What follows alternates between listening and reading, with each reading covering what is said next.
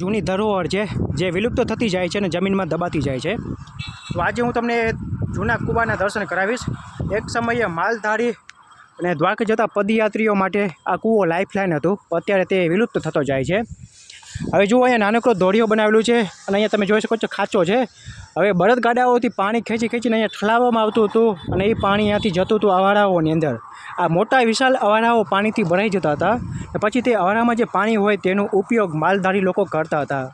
હવે કાંઈ સ્વાર્થ વગર અહીંયાના લોકો આવતા હતા અને અહીંયા અવાડાઓ ભરી જતા હતા. એટલી મહેનત કરતા હતા પહેલાંના સમયમાં લોકો.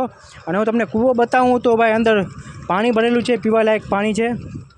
અને બાજુમાં કહેવાય કે બહુ મોટા પથ્થર જે છે તેનું કોતરણી કામ કરીને અવાડા બનાવવામાં આવ્યા છે. તેમાં કોઈ સિમેન્ટનો ઉપયોગ નથી. એવા 3 અવાડાઓ તમને નાનકડા જોવા મળે છે. અને આ જૂની ધરોહર છે ને વિલુપ્ત એટલે થવા લાગી છે કેમ કે બાજુમાં નેશનલ હાઈવે છે, જમીનો વેચાતી જાય છે અને પછી ભરતીઓ ભરીને આવા કૂવાઓને દાબી દેવામાં આવે છે. અત્યારે તે કૂવાની વચમાં તમે જોઈ શકો છો જંગલી બાવેરાઓ થઈ ગયા છે. અત્યારે તેનું કોઈ સાચવવું નથી. વિચાર કરો, આ અવાડા કેટલા મોટા છે તમે જોઈ શકો છો. પહેલાંના સમયમાં કોઈ પણ ઇલેક્ટ્રિક વસ્તુ, કોઈ ઇલેક્ટ્રિક સાધન નહોતા, મોટર, છતાં પણ લોકો બળદગાડાઓથી પાણી ખેંચીને મોટા અવાડાઓ ભરી દેતા હતા પાણીના. ને પછી એ લોકો તે પાણીનો ઉપયોગ કરતા હતા. તો અત્યારે છે ને આપણી જૂની ધરોહર આપણે સાચવવાની જરૂર છે. વિલુપ્ત થવા લાગી છે. જો તમે આવા જ વિડીયો જોવા માંગો છો તો આપણા પેજને હમણાં ફોલો કરી લેજો. યુટ્યુબમાં છો તો સબસ્ક્રાઈબ કરી લેજો.